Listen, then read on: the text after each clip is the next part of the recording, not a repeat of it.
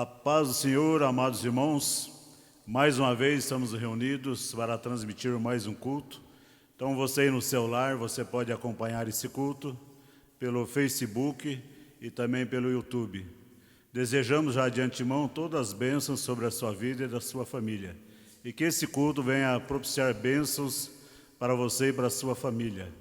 Nesse momento já quero passar a oportunidade para a irmã Vilma e a irmã Paula estar louvando o Senhor com um dos seus hinos, acompanhado aqui dos nossos músicos, que já estão aqui preparados para adorar ao Senhor juntamente com as nossas irmãs. E você que está aí no celular, acompanhe esse culto e também adore ao Deus ouvindo esse hino.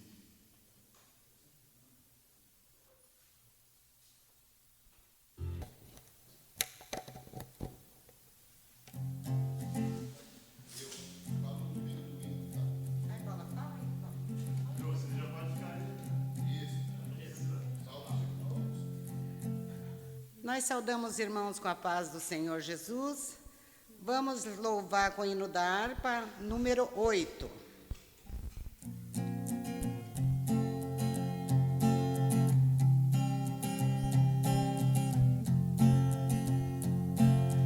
Cristo Jesus é fiel amigo, Ele só, e nas fraquezas está comigo, Ele só.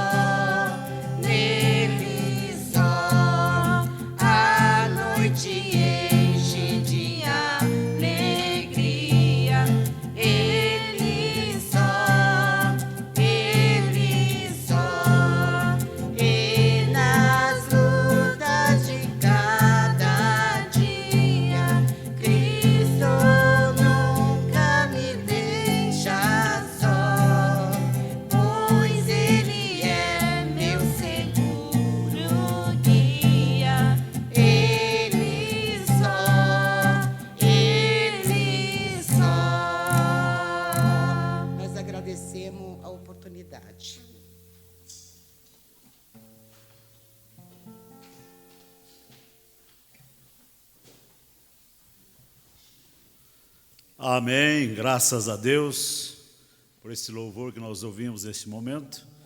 Eu quero, meus amados irmãos, neste momento convidar você a abrir a sua Bíblia no Salmo de número 46 e vamos ler apenas 7 versículos.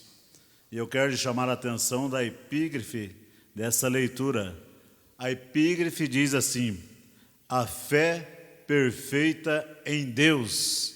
E nós vamos entender porque essa fé é perfeita através dessa leitura. Então acompanhe aí no celular e logo após essa leitura nós estaremos orando por você, pela sua vida, pela sua família, pelas suas necessidades que você precisa. Coloque tudo diante de Deus, que Ele é poderoso. Preste atenção na leitura.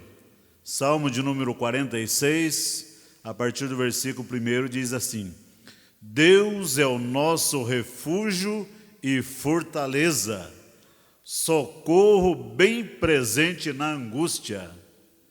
Pelo que não temeremos, ainda que a terra se mude, e ainda que os mares se transportem para o meio dos mares, ainda que as águas rujam e se perturbem, ainda que os montes se abalem pela sua braveza, há um rio cujas correntes alegram a cidade de Deus, o santuário das moradas do Altíssimo. Deus está no meio dela, não será abalada. Deus a ajudará ao romper da manhã. As nações se embraveceram, os reinos se moveram. Ele levantou a sua voz e a terra se derreteu. O Senhor dos exércitos está conosco. O Deus de Jacó é o nosso refúgio. Amém? Então, meu querido e amado irmão, creia nessa palavra, porque Deus vela por ela para fazê-la cumprir. Curve a sua fronte. Soberano Deus e eterno Pai, nós te louvamos, nós te exaltamos, porque nós cremos em Ti, ó Deus. Cremos que nós temos livre acesso até a Sua presença e que nós podemos adentrar até o lugar santíssimo. E neste momento, em meio a essa pandemia, pessoas em pânico, os governos atônitos, mas existe um povo que tem um Deus, e esse povo crê nesse Deus. O Deus que nós servimos é o Deus de Jacó, é o Deus que enviou o seu Filho amado, Jesus Cristo, para nos salvar. E nós cremos, ó Pai querido, que o Senhor está atento agora, ó Pai querida, ao Teu Filho que está unido a Ti agora em oração. Eu peço agora a providência divina em favor do Seu Filho, ó Pai, porque nós cremos na Tua palavra, que nos diz que o Deus de paz nos suprirá todas as nossas necessidades em Cristo Jesus. E é em nome de Jesus que nós pedimos a bênção para as nossas vidas, para o meu irmão que está aí do outro lado, que ele venha ser abençoado agora em nome de Jesus. Amém? Aleluia. Muito bem, meu amado irmão, você que está aí com a sua família, vamos agora ouvir o ensino da palavra de Deus com o pastor Celso, pastor da nossa congregação.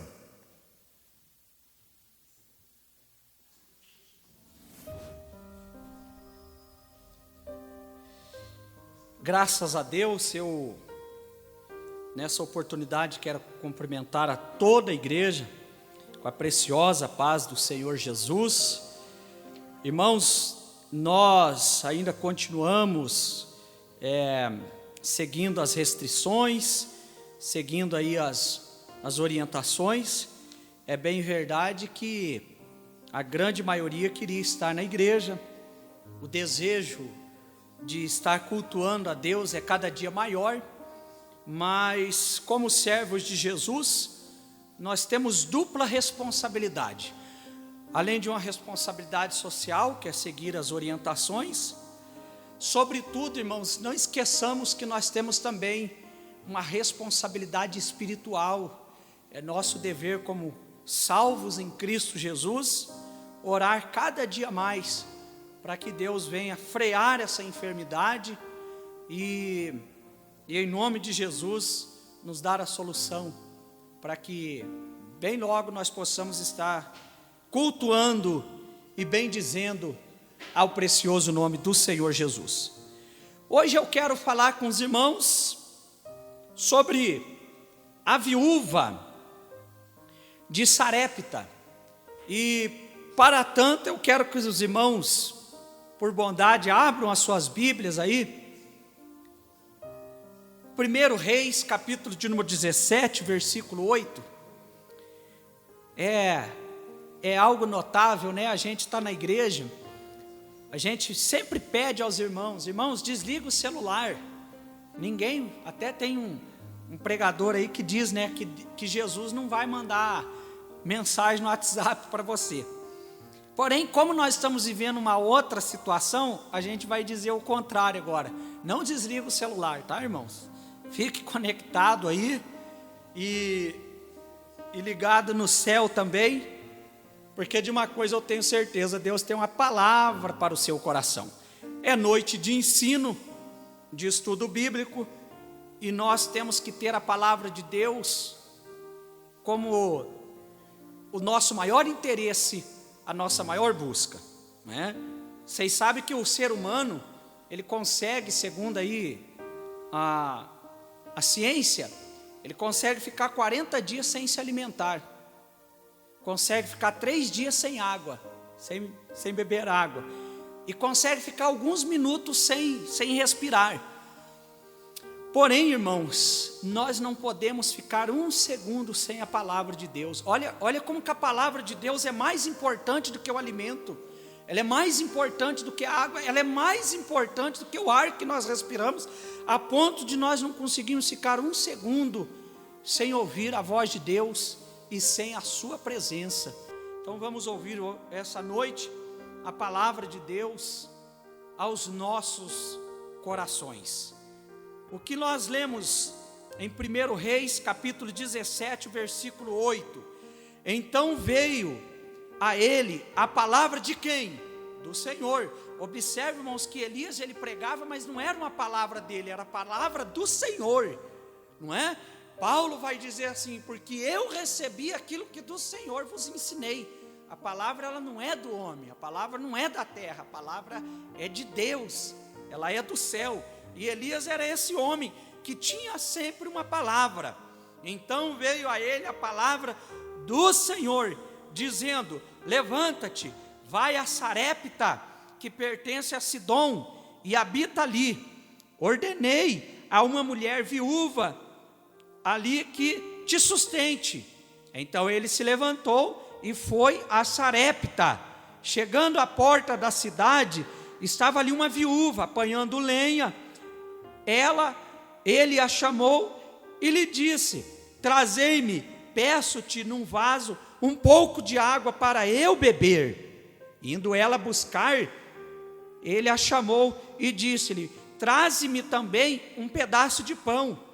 Respondeu ela: tão certo como vive o Senhor, o teu Deus, não tenho nenhum bolo, senão somente um punhado de farinha numa panela e um pouco de azeite numa botija. E vês, aqui apanhei 2 cavacos e vou prepará-lo para mim e para meu filho, a fim de que o comamos e morramos. Elias lhe disse: não temas, vai, faze como disseste, mas faze primeiro para mim um bolo pequeno e traze-mo aqui fora, depois o fará para ti e para teu filho. Pois assim diz o Senhor, o Deus de Israel: a farinha da panela não se acabará, e o azeite da botija não faltará, até o dia que o Senhor der chuva sobre a terra. Foi ela e fez conforme a palavra de Elias. Assim comeu ele, ela e a sua casa por muitos dias. Da panela a farinha não se acabou, e da botija o azeite não faltou, conforme a palavra do Senhor falada por intermédio de Elias. Amém por essa palavra, meus irmãos? O texto por si só, ele é autoexplicativo, ele é muito detalhado, mas mesmo assim eu quero nessa noite falar com os irmãos de algumas lições preciosas que nós podemos tirar dessa passagem bíblica. Nós temos aqui, irmãos, os irmãos têm aí nas suas mãos um relato de mais uma provisão de Deus dada a seu filho Elias. É mais uma das muitas provisões de Deus para os seus servos, para aqueles que são fiéis a Deus, nos levando a entender que nas épocas de crise, na época de restrições, nós podemos contar com abastecimento divino, aleluias. Nós podemos contar com o mantimento do céu, nós podemos contar com a mão de Deus nos ajudando. Mas, queridos irmãos, igreja do Senhor Jesus, que está me ouvindo nessa noite, essa passagem aqui, ela é muito emblemática por várias razões. Eu destaco a primeira, o versículo de número 8, então veio a ele a palavra do Senhor. Veio para quem? Para Elias. Elias, ele foi o instrumento de Deus. Elias foi o agente de Deus para confrontar a apostasia no norte de Israel, no reino do norte de Israel. Elias, nós podemos dizer que ele era um homem que Deus podia contar com ele. Ele era um homem que estava à disposição de Deus. Percebe, irmãos, que a crise em Israel, ela era sem precedentes. Era uma crise que assustava a todos que sabiam daquela crise e que passava por aquela crise. Mas o que nos conforta o coração é saber que em meio às crises, Deus sempre pode contar com um homem. Deus nunca vai ficar sem o seu representante. Deus nessa noite, irmão, Ele pode contar com você. Você é alguém que Deus pode olhar e dizer: ali tem uma pessoa que eu posso contar com ela. Eu sei que eu posso contar com o João, com a Maria, com o Eduardo, com a Joana. Será que você é o Elias de Deus hoje, para essa geração? Será que você, como Elias, tem uma palavra de Deus para esse mundo que está vivendo num verdadeiro caos? Eu gosto de ler na minha Bíblia, irmãos, em João, capítulo de número 1, e o versículo de número 6. Bom seria que o mundo falasse de nós o que foi falado desse homem João. Olha que lindo isso. Houve um homem enviado de Deus. Enviado de Deus. João era um homem que tinha essa característica, ele tinha essa qualidade. Então perceba você, irmãos, que Deus, Ele tinha esse homem no norte de Israel, Ele tinha Elias, e Elias foi chamado para profetizar no palácio. Veja que ele chegou lá no versículo de número 17, e o versículo de número 1, e falou para Acabe. Aonde que Acabe estava, irmãos? Acabe estava no palácio. Elias subiu a rampa do palácio, um homem de vida agrícola, um homem de uma cidade simples. Algumas pessoas falam que a vila que Elias morava, ela era uma vila onde as pessoas eram queimadas do sol, porque elas eram de vida pastoril, elas eram de vida agrícola. Então era uma vila também com bastante poeira. Era uma vila assim, que não tinha tantos recursos básicos, mas foi naquela vila simples que Deus chamou Elias para profetizar no palácio.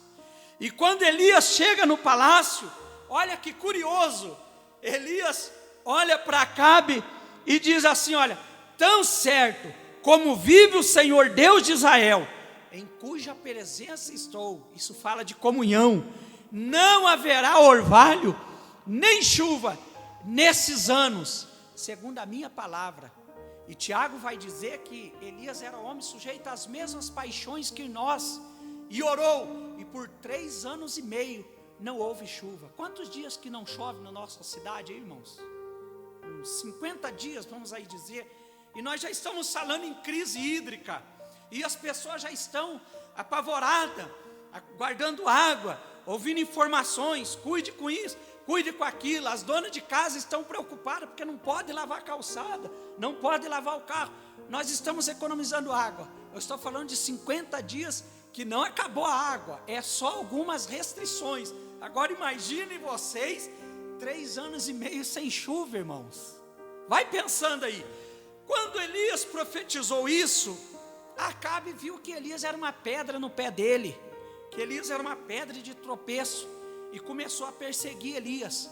Foi aí que Deus deu uma ordem para Elias. Se você acha que Deus nunca usou de isolamento social, que quarentena é uma novidade, irmãos, vários personagens na Bíblia tiveram em quarentena.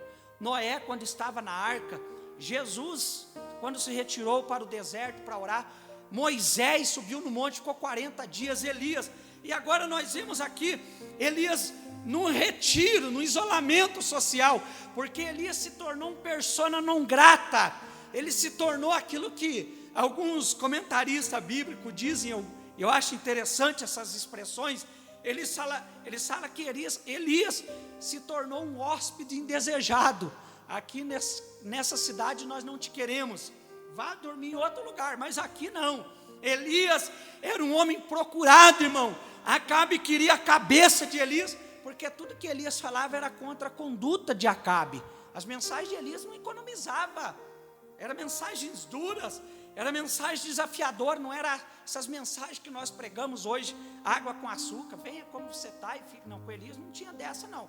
Vamos consertar o altar, porque Deus não vai responder com fogo. E assim era o ministério desse confrontador de Deus, denunciador do céu. Elias então, ele é perseguido por Acabe. Mas olha uma segunda curiosidade. Deus falou para Elias: Elias, retira-te, eu quero você no isolamento agora. Vai para o Querite. Vai para onde, irmãos? Para o Querite. Sabe o que significa Querite? No original, eu anotei aqui, Querite significa colocar na medida certa, significa aparelhar, significa fazer corte. Você já viu quando você compra uma roupa que não está na medida, você vai lá na costureira e ela fala, ó, tem que tirar um pouco aqui, tem que tirar um pouco. Irmão, a mesma coisa Deus faz com seus servos. Deus tem os querites, aonde Deus nos leva para aparelhar. Lá você vai chorar, lá você vai se angustiar. Talvez hoje você estava numa vida de conforto, no palácio, tudo estava dando certo, mas Deus falou, não, chega de palácio, agora eu quero você no Querite. Elias, eu quero você lá. E Querite literalmente significa o centro de treinamento de Deus. Deus tem os seus lugares para treinar os seus servos. Nessa noite eu posso estar falando com alguém que está no Querite de Deus, que Deus te tirou um pouco da saúde, tirou um pouco da sua condição financeira. Talvez você esteja aborrecido por perder algo na sua vida, e você está se sentindo no Querite. Meu irmão, se alegre, porque o Querite é que Deus está tirando coisa que talvez não está bom na sua vida, e Deus quer melhorar, e nós sempre temos alguma coisa para melhorar na nossa vida.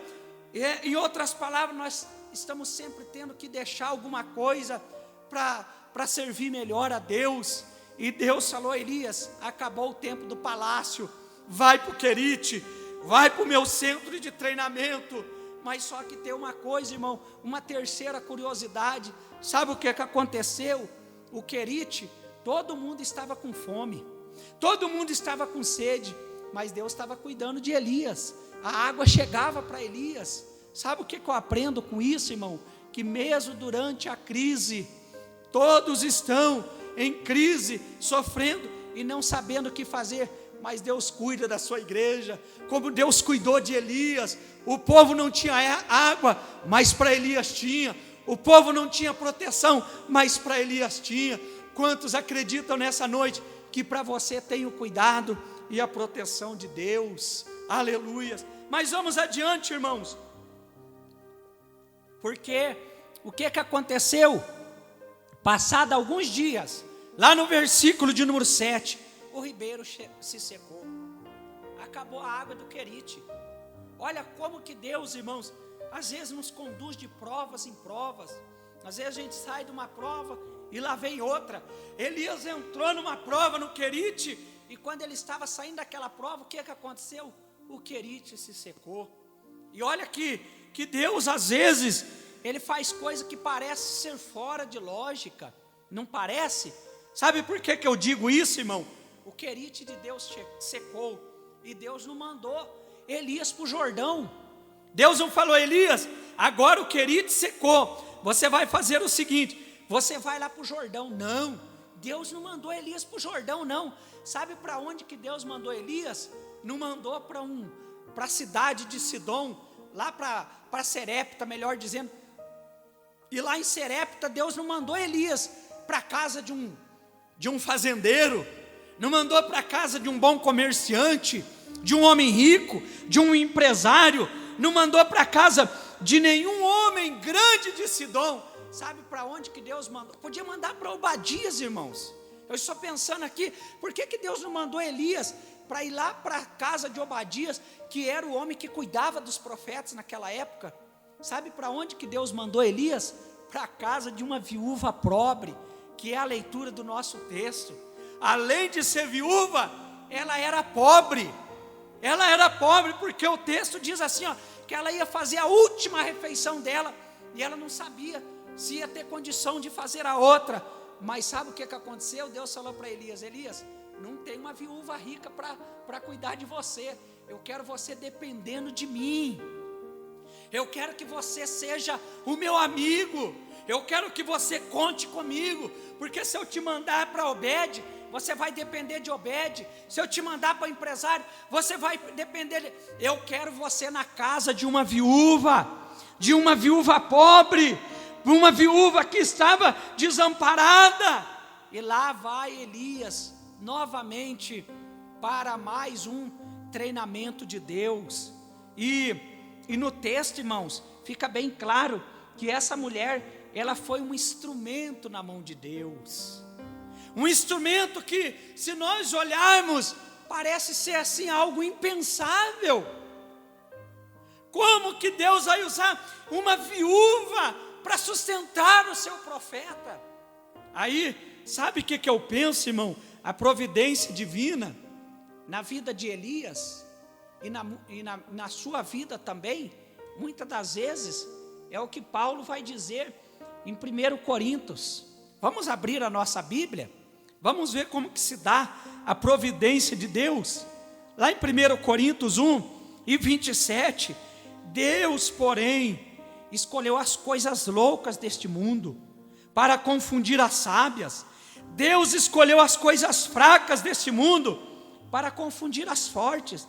Deus escolheu as coisas vis deste mundo e as desprezíveis que não são, para aniquilar as que são, para que ninguém se glorie perante Ele. Está entendendo, irmão? Que a providência de Deus na nossa vida, às vezes vai vir da onde nós menos imaginamos.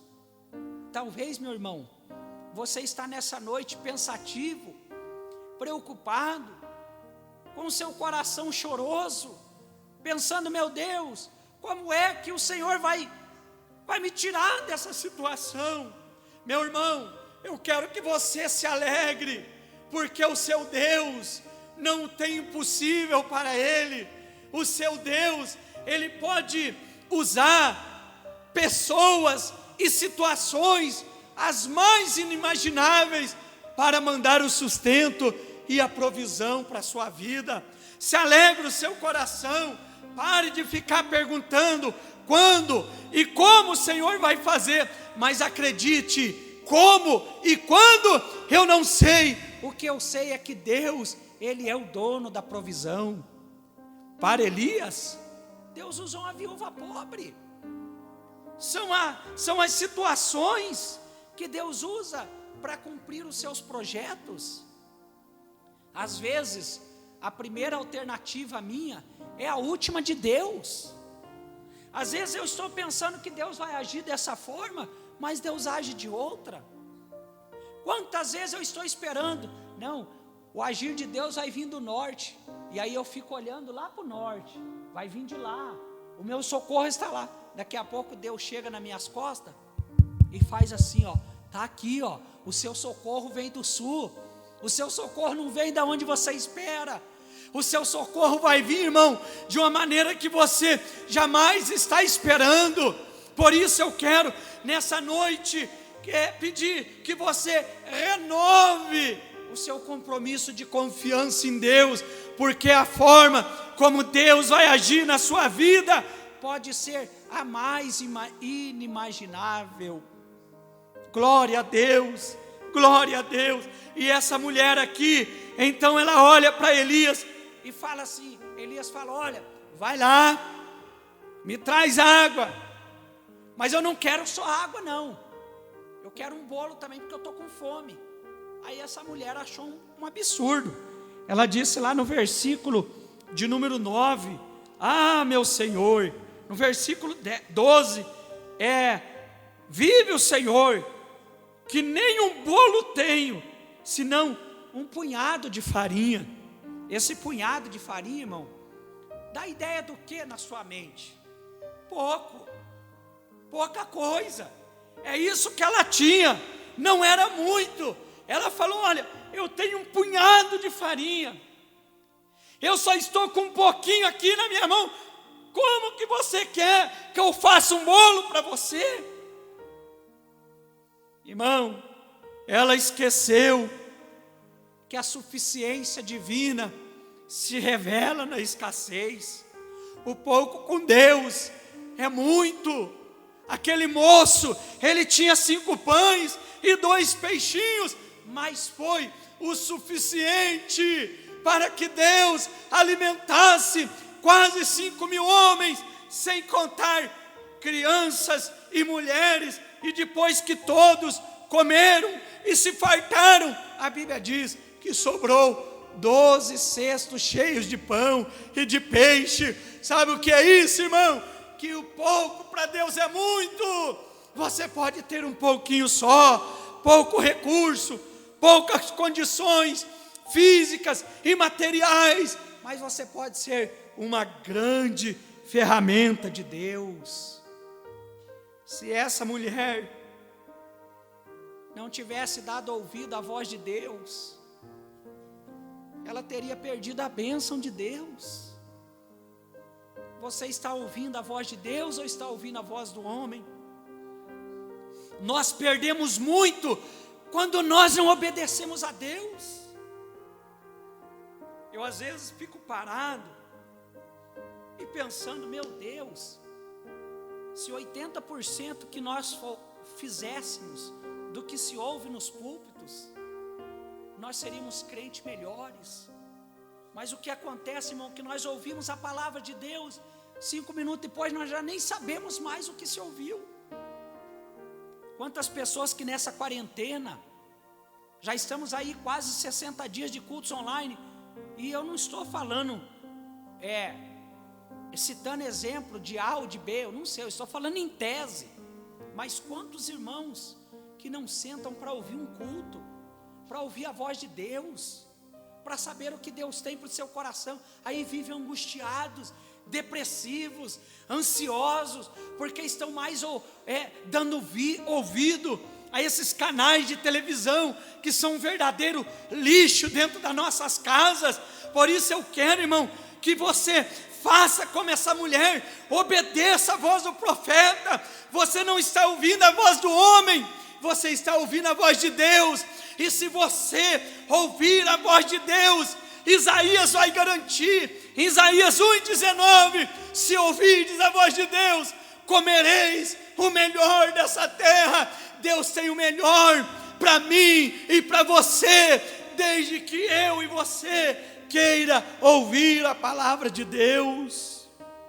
Em outras palavras, irmão, sabe o que eu estou querendo dizer? Eu não, Deus, desliga a televisão, irmão. Eu fico às vezes pensativo,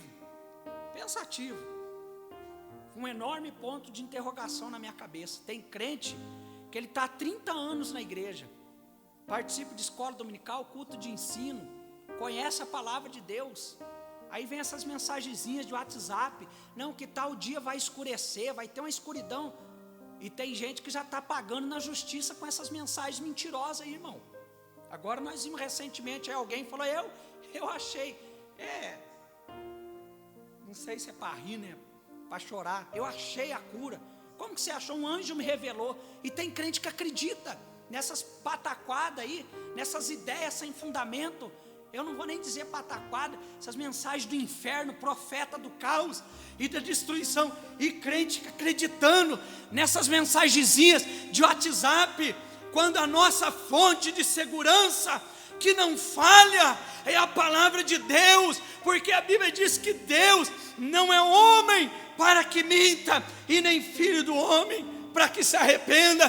Vamos, irmãos, vamos ouvir a palavra de Deus.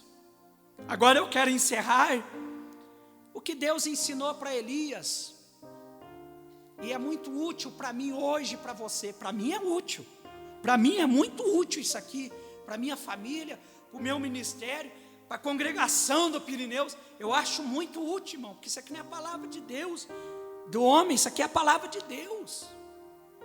O que é útil aqui nessa mensagem que nós estamos finalizando?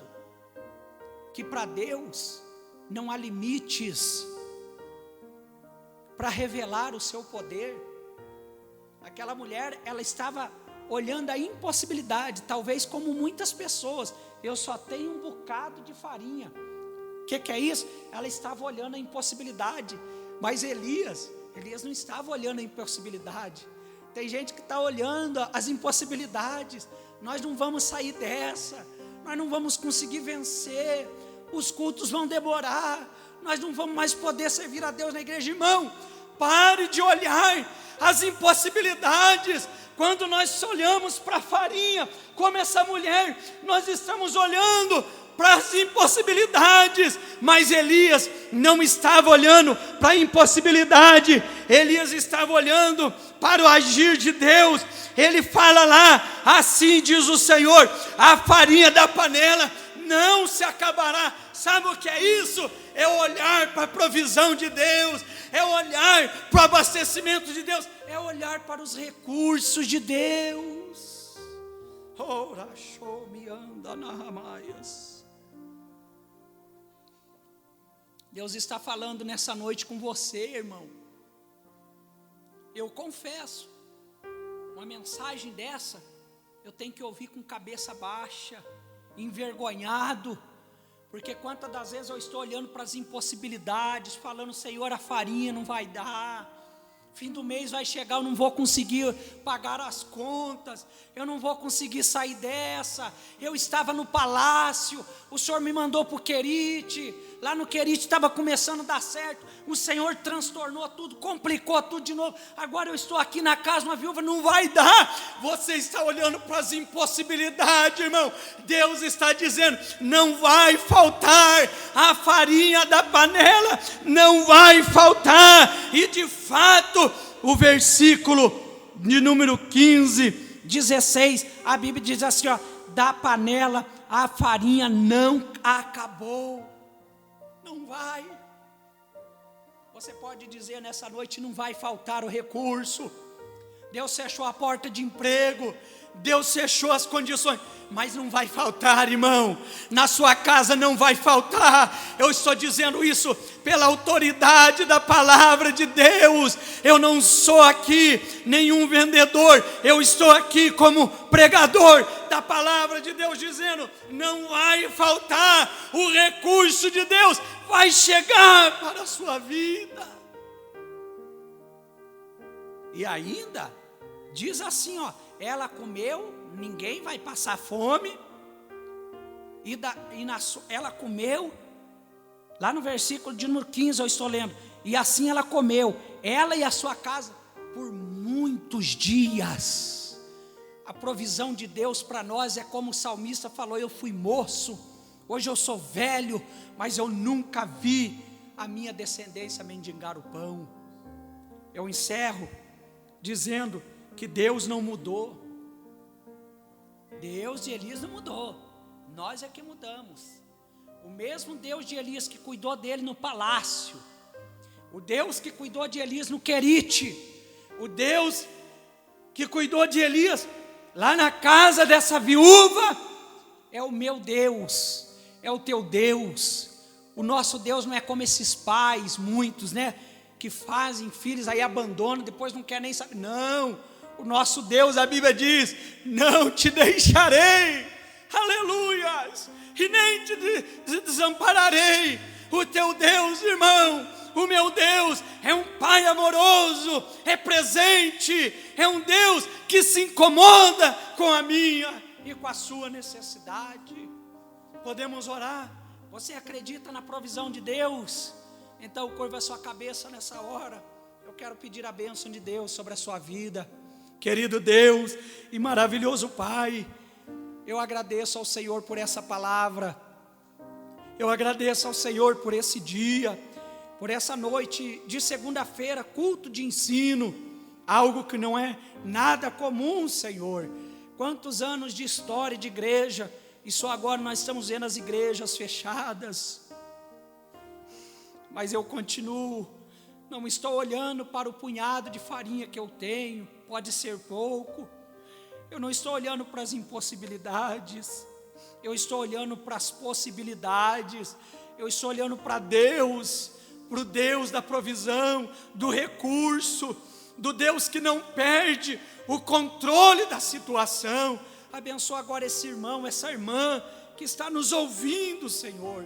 Quantos pais aflitos, angustiados, com seu coração pesaroso, não sabe o que fazer, mas essa noite que eles possam abrir os olhos e contemplar a provisão de Deus para a sua vida. Eu sei que o recurso vai chegar, a bênção vai chegar, o abastecimento, o fornecimento virá da parte de Deus para a vida desse irmão. Sim, Jesus, eu oro pelo seu socorro para os pais, para os filhos, para a nossa nação. Guarde a nossa nação do caos, guarde a nossa nação de uma recessão econômica, guarde os nossos governantes, os nossos presidentes, as nossas igrejas. Ó Deus, nos ajude, que bem logo tudo isso passe e nós possamos sair fortalecidos dessa crise, em nome de Jesus Cristo, nós oramos, Pai, amém. Irmão Moisés, eu posso dar a bênção, né? O senhor pode. Então, irmãos, Deus abençoe aí a sua sintonia, Deus abençoe a sua audiência, o seu carinho. Eu tenho certeza que essa palavra e esse culto foi uma bênção para a sua vida. Foi ou não foi, irmão? Se foi, deixa um like, deixa um amém e faça um favor, irmão. Divulgue os nossos cultos, tá bom? Divulgue, porque todos os cultos nós estaremos aqui trazendo aquilo que nós temos de melhor, a palavra de Deus para o seu coração. Amém? Então que o grande amor de Deus, que a graça de nosso Senhor Jesus Cristo e a mais doce consolação do Espírito Santo reine em nossas vidas hoje e sempre. E juntos, alegremente, dizemos amém. Quem disse amém, vire para alguém e diga de longe, né? A vitória é nossa pelo sangue de Jesus. Deus abençoe os irmãos.